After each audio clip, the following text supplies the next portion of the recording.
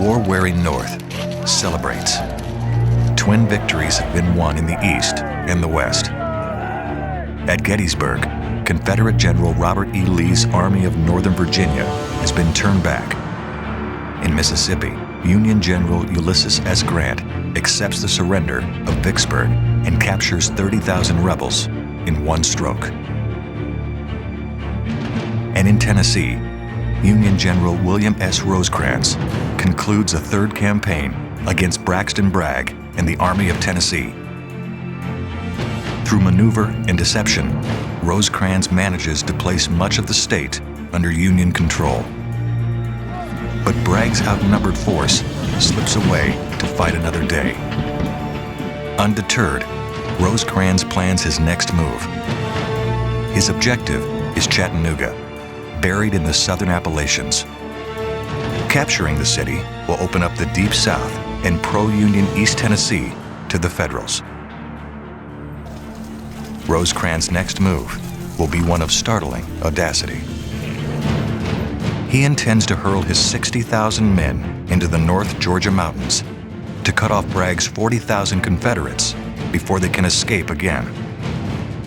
Rosecrans hopes Chattanooga will become another Vicksburg, with Bragg trapped and forced to surrender. After spending most of August repairing the railroad and stockpiling supplies, Rosecrans advances near the end of the month. By September 8th, Bragg realizes his peril and abandons Chattanooga, but he is not retreating. In fact, reinforcements are coming from all over, swelling Bragg's strength to 70,000 men. Now, it is Rosecrans who is imperiled. His army is overextended, scattered across more than 40 miles of mountains. The Federals fall back towards Chattanooga. The two armies will soon collide along the banks of Chickamauga Creek.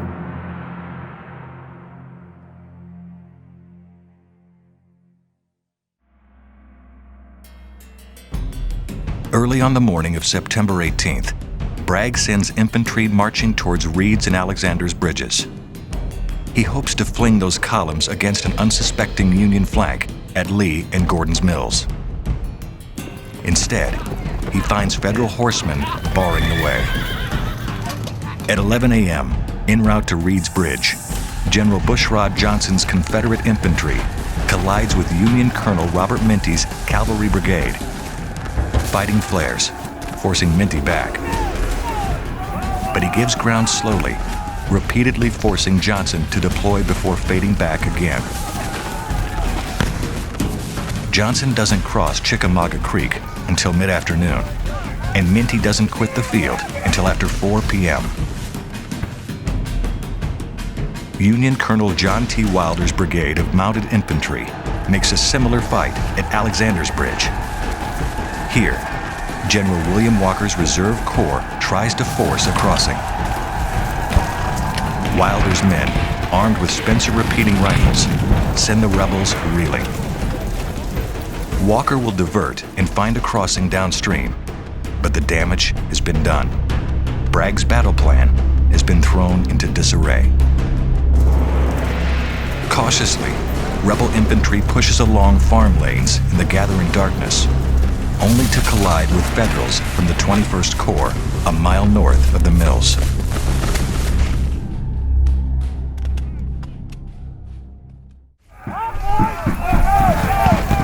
Alerted to the trouble brewing to his north, Rosecrans meets with his most trusted subordinate, George Thomas, head of the 14th Corps. Rosecrans sends Thomas north along the Lafayette Road. The intent is to hold open the Army's line of retreat to Rossville and Chattanooga. The troops march through the night, destined for the small clearing at Elijah Kelly's farmstead. The march is difficult. Drought renders the roads into trenches of powdered dirt, which chokes the air and coats the men. Eerie fires light the route, creating a flickering tunnel of clouded dust.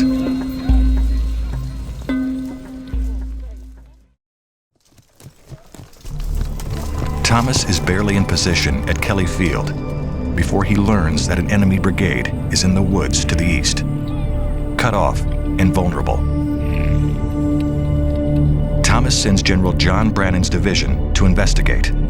Absalom Barrett's division goes along in support. At 7:30 that morning, Brannan's lead brigade stumbles into Confederate cavalry. The cavalry brigade is composed of General Nathan Bedford Forrest's men, sent by Bragg to scout the rebel right flank. After some skirmishing, they settle down to breakfast when Union infantry appears. Forrest, ever combative, orders his men into line and sends for help. Confederate infantry arrives, and the fight spreads. Bragg has 25,000 men poised to attack. But with Federals battling Forrest to his north, Bragg wants his flank secure before launching his main assault. He decides to send all of Walker's Reserve Corps, as well as General Ben Cheatham's division of Polk's Corps, to help. By 11 a.m., with fighting surging back and forth across Winfrey Field, Rosecrans is hurrying troops to support Thomas. Unmindful of the chain of command, Rosecrans sends a division each from the 20th and 21st Corps. By noon, both divisions are in action, driving Walker's Confederates. Cheatham's command is large, more than 7,000 men in 5 brigades. They hurry into the expanding fight, deploying in a wide arc around the east and south edges of Brock Field. Their advance is cut short by the Federals. A bloody, static contest develops around the Brock farmstead. Both sides have spent the morning feeding men into a fight neither commander planned for.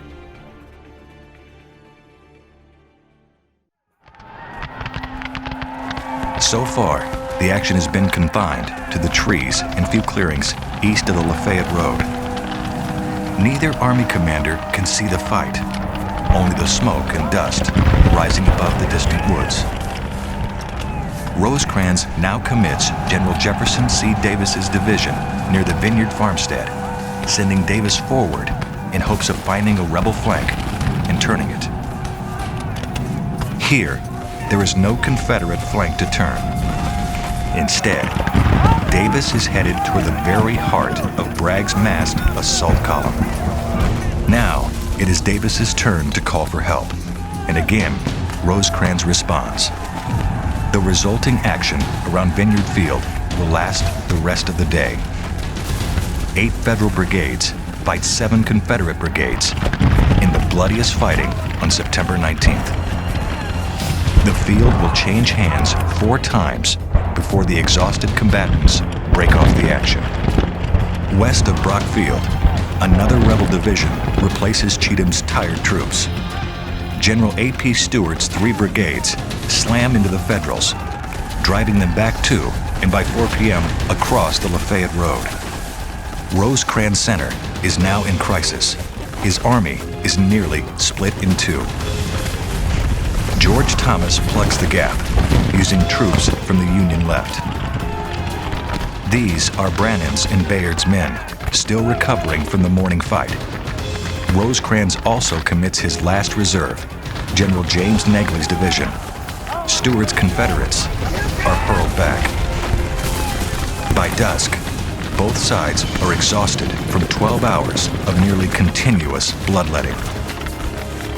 Bragg's decision to transfer General John Breckinridge from the south to the north end of his line produces one last flare-up after dark. General Patrick Cleburne's Southerners smash into the Federals in Winfrey Field, and with that, the ghastly day's fighting is ended.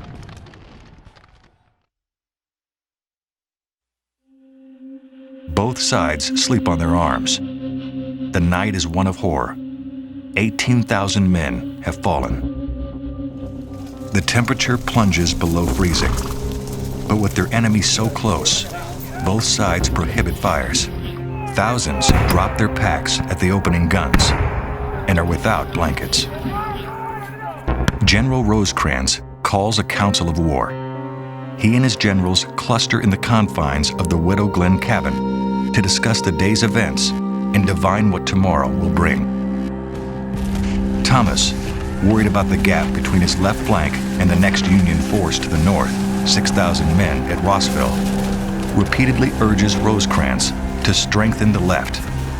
Thomas also asks for the return of his last division under Negley. Rosecrans agrees, though at the expense of his right flank. Bragg calls no council of war. Such gatherings have failed him in the past.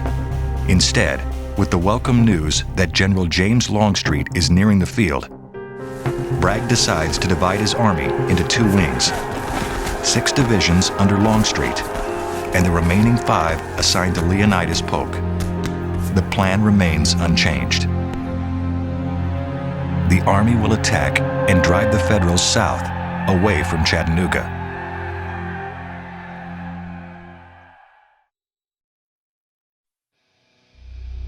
Bragg intends to begin at dawn. General D.H. Hill's corps will lead the attack, with divisions under Breckinridge and Cleburne. But Hill has not met with Bragg, nor has he found Polk's camp. Instead, Polk sends orders via a courier to inform Hill of his role on the 20th, but this courier never locates Hill. Consequently, Bragg, in the saddle at first light, hears no sounds of battle. Once again, his plans have miscarried.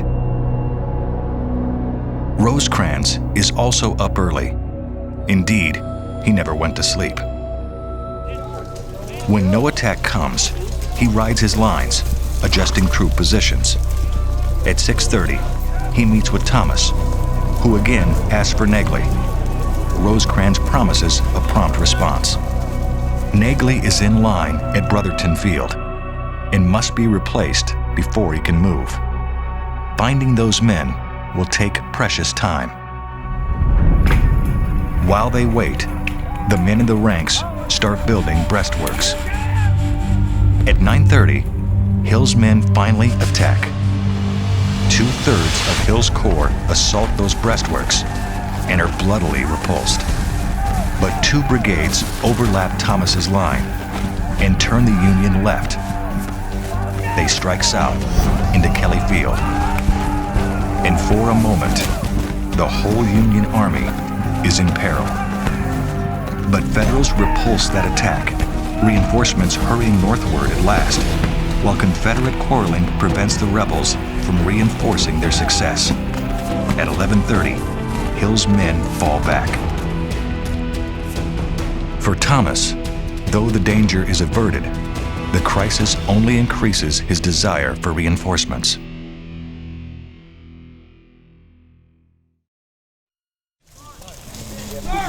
Rosecrans establishes a new headquarters on a knoll overlooking the Dyer Orchard, one of the few areas on this heavily wooded field that offer any vantage.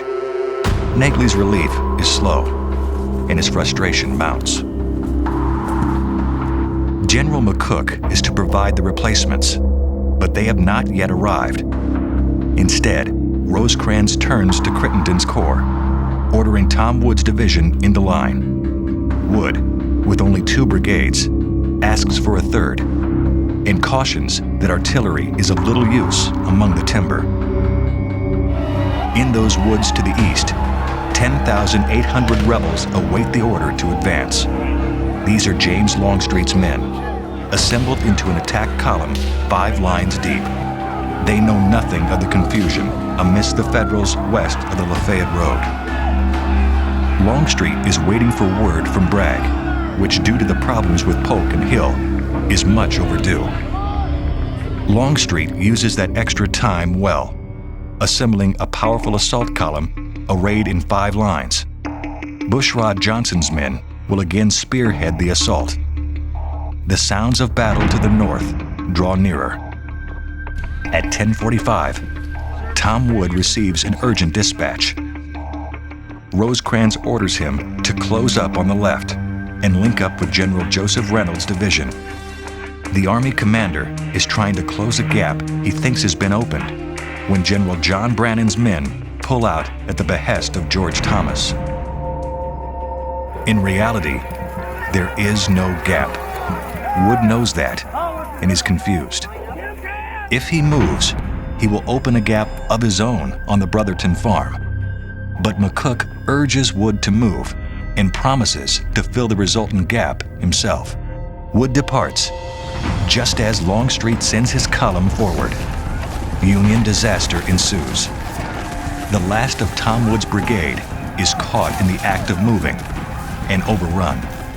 Federal General Jefferson C. Davis's already used up division, next in line to the south, stands no chance. His command is crushed by a Confederate force 5 times its size. A half-mile to the rear, Philip Sheridan's Union division is the next to shatter under the impact.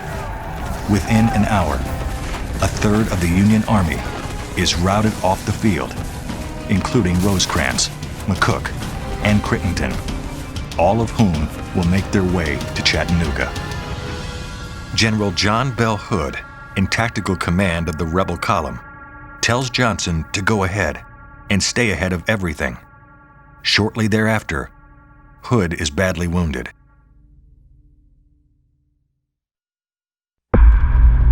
But not every Federal is fleeing. On a high ridge near the modest farm of George Snodgrass, overlooking Dyer Field, scattered Yankees begin to coalesce into a defense around the leadership of Generals Thomas, Wood, and Brannan. If these last defenders are dislodged, then Thomas's position in Kelly Field is outflanked, and the Union disaster will be complete. A first Confederate assault fails, and more rebels are sent to add weight to the next effort. Thomas, realizing the crisis of the battle is at hand, establishes a new headquarters behind the Snodgrass cabin. At 2 p.m., welcome Union reinforcements arrive. These are Gordon Granger's men of the Union Reserve Corps, who have been holding Rossville. With the battle raging to the south, Granger decides to march to the sound of the guns. His arrival couldn't be better timed. His men repulse a second assault on what is now being called Horseshoe Ridge, scrambling up one side of the heights while rebels race for the top from the south face. They meet at the crest in a terrific roar of musketry.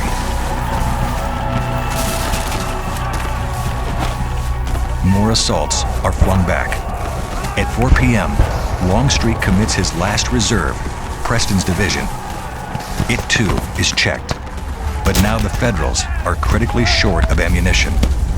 George Thomas realizes he cannot resist the next assault, and despite the pleas of some subordinates, decides he must retreat to Rossville.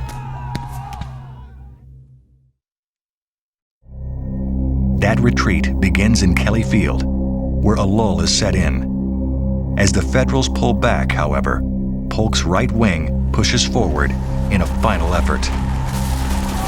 Russian-born Union General John Turchin leads his brigade in a daring counterattack through McDonald Field, opening an escape route for the remaining 4 divisions clustered around the Kelly farmstead.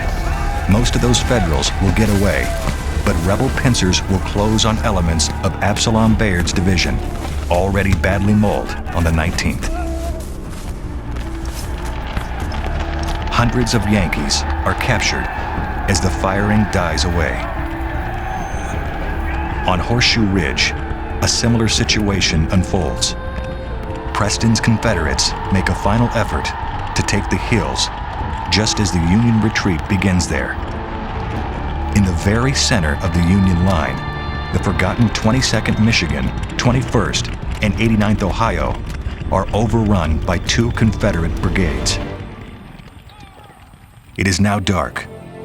The rest of Thomas's force, elements of 7 Union divisions, slip away to Rossville, taking up strong new positions on Missionary Ridge.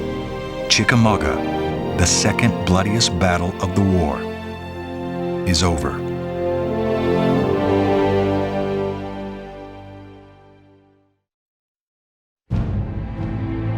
"35,000 men have fallen, killed, wounded, or missing. 18,500 in gray. Another 16,500 wear the blue. Over the next 2 days, the Union Army retreats to the fortifications of Chattanooga. Although he won the battle, Braxton Bragg is criticized for allowing the Yankees to escape. The Union Army, while battered, is still intact and ready to renew the match. Its position on Missionary Ridge is a strong one, not easily assailed. Rosecrans is relieved of duty. He had retreated to Chattanooga and stayed there while his army fought on at Horseshoe Ridge. He will forever defend that choice as the correct one, but it cost him his command. In October, Ulysses S. Grant takes command of the Union armies assembling in Chattanooga. Thomas, who had stood as firm as a rock at Chickamauga, replaces Rosecrans. Grant brings with him troops from Mississippi under General William T. Sherman. And in late November, Union attacks drive their enemies away from Chattanooga once and for all. When spring comes again, those Federals will be marching towards Atlanta and on to the sea.